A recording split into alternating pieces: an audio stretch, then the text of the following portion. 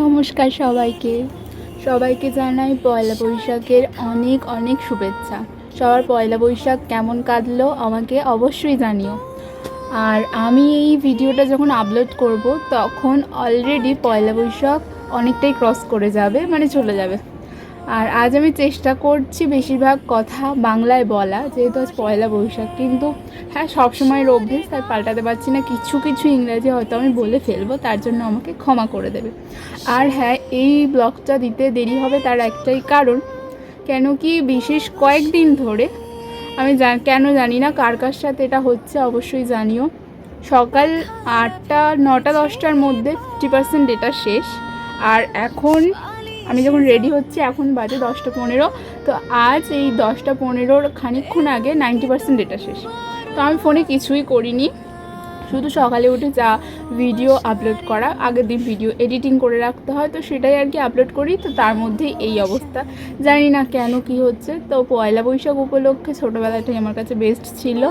তো বিশেষ কিছু আমি আজ করব না, আমি আর নতুন কিছু পরিনি, শুধু এই টি শার্টটাই আজকের নতুন পরেছি, আর কিছু না। তো আজ আমি ভাবলাম একটা গেট রেডি করা যাক, যাকে হয়তো বাংলায় বলে তৈরি হওয়া যাক। তো চলো তৈরি হওয়া যাক আজকে পয়লা বৈশাখ উপলক্ষে। আর আমি তৈরি হয়ে শুধু আমার গপুর কাছেই যাব, আর কোথাও নয়। সেই জন্যই আর কি একটু তৈরি হব ভাবলাম।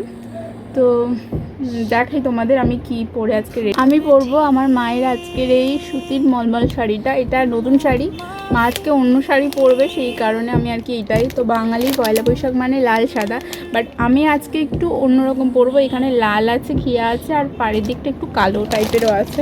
কালো ঠিক নয়, অ্যাশ কালার টাইপের। এই শাড়িটা ভীষণ সফট, ভীষণ মলমল। তো চলো রেডি হওয়া যাক। আর ভীষণ সামান্যই কিছু করব, সেই কেন কি আমার মুখের এখনও র্যাশ শেষ হয়নি। গা হাত পায়ে একটু ঠিক হয়ে গেলেও মুখের অবস্থা এখনও আমার বেহাল। তাই একদমই কিছুই করব না, জাস্ট হয়তো একটু কাজল পরবো, টিপ পরবো, আর একটু লিপস্টিক পরবো, এইটুকুই, আর কিছুই না। চলো তৈরি হওয়া যাক। আমি নিয়ে নিয়েছি আমার ডেলি ওয়াইডের ইউজ করা সিরামটা। যদি তোমরা আমার ভয়েস শুনতে না পাও তার জন্য আমি দোষী নই, কেন কি আজ তো পয়লা বৈশাখ আর আমার বাড়ি বাজারের উপরে, তাই বাজার করতে প্রচুর মানুষ আসছে, কোলাহল লেগেই আছে। তারপরের কথা, এই রুমের ফ্যানটা প্রচণ্ড সাউন্ড হয়, সেই কারণে, এই দুটো কারণেই তোমরা আমার ভয়েস নাও শুনতে পেতে পারো।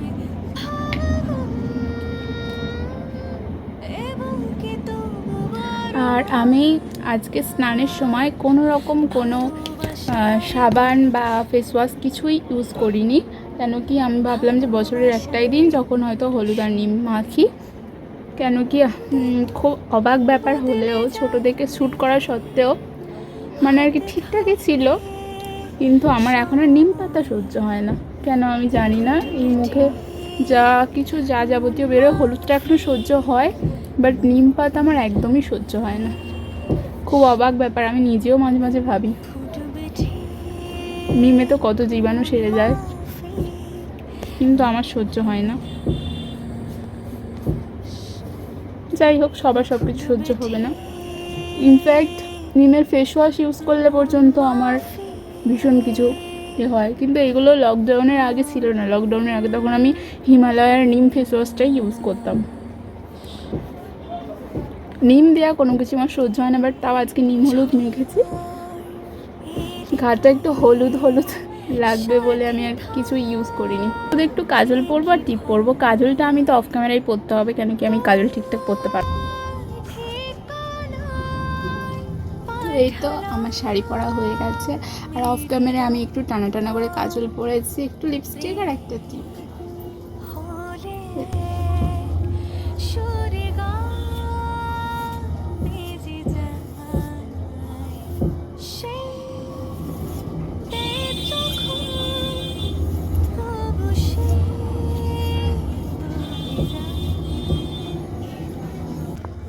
তো এই তো হয়ে গেছে আমি রেডি।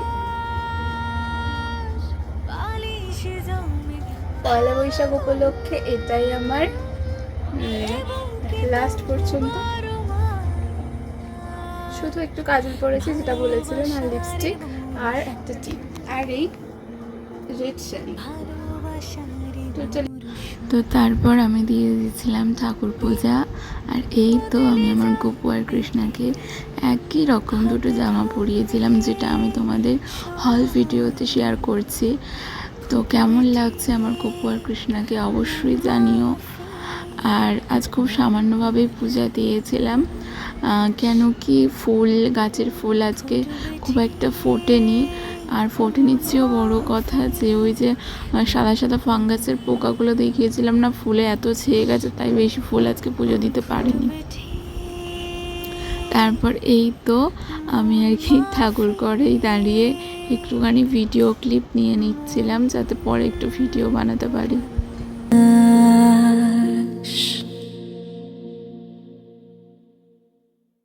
ঝড় এলে তুই সাথে থাকলে কি ভয় এই যে আজ বাবা এত রকমের মাছ কিনেছিল সেটাই দেখাচ্ছিলাম। এখানে ছিল চিংড়ি মাছ, মৌরলা মাছ, পার্শে মাছ, আরও কিছু। তো এই যে খেতে বসে পড়েছিলাম। আর থালায় এত ভাত, আমি এত ভাত খেতে পারিনি। প্রত্যেকবারে তো আমি অল্প করে নিজের মতো ভাত নিই, আজ আমার মা আমাকে এত গুছিয়ে দিয়েছিল এত বড় থালায় করে। তো প্রথমে খেলাম শাক ভাজা আর মৌরলা মাছ দিয়ে, তো তারপরে খেলাম ইঁচড়, তারপরে খেলাম হচ্ছে এটা কুমড়ো আর পুঁই শাকের তরকারি। এত কিছু খাওয়ার পর আমার তো পেট ভর্তি হয়ে গেছিলো, তাই আমি আর খাইনি। এইটা ছিল পার্শে মাছ, যেটা আমি খাইনি। এই যে এই পার্শে মাছটাই ছিল এরকম সাইজের বড় বড় পার্শে সর্ষে করেছিল মা। তো যাই হোক, আর অনেক কষ্ট করে মা রান্না করেছিল, তাই যদি কিছু না খেতাম মা কষ্ট পেত, সেই কারণে অল্প অল্প করে সব কিছু খেয়েছিলাম। আর রাতে অনেক রাতে গিয়েছিলাম গোষ্ঠীর মেলাতে। গোষ্ঠীর মেলা বলতে গোষ্ঠীর ঠাকুরটা দেখতে ওই চড়কের মেলা আগেই তোমরা জানো। এই যে দেখো তোমাদের সাথে শেয়ার করছি গোষ্ঠীর প্রত্যেকটা ঠাকুর। তো এত বছর এখানে থাকি, অথচ আমি গোষ্ঠীর ঠাকুর কি সেটাই জানি না। তো আজ বাবা বললো যে যাবি, তো আমি ভাবলাম যাই, কেন কি যদি এক্ষুনি বলি যাবো না তাহলে বাবা মা কষ্ট পাবে, তো সেই কারণেই আর কি গিয়েছিলাম। আর বেশি তো কিছু না, শুধু ঠাকুরটা দেখবো আর চলে আসবো। আচ্ছা যাই হোক, তো এই যে এবছর নাকি বাবা বলছিল যে এবছর অনেক কম ঠাকুর এসেছে, প্রত্যেক বছর নাকি এর থেকে আরও অনেক বেশি বেশি ঠাকুর আসে। তো এখানকার মধ্যে সবচেয়ে বড় গোপু ছিল এই গোপুটা। আচ্ছা, তার পরের মন্দিরে ছিল শীতলা মা অর্থাৎ মা মনসার একটা বিগ্রহ মন্দির। আর এখানে এইটা তো আমি আগের দিনই শেয়ার করে দিয়েছি, ভোলে বাবার মন্দির। আর এটা হলো মায়ের মন্দির, এই মন্দিরের চত্বরের আশেপাশে আর কি থাকে। আর এইটা বাড়ি চলে আসছিলাম, আমাদের হাটের একটা কালী মায়ের মন্দির। এই যে কাছ দিয়েই আমি দেখাচ্ছিলাম।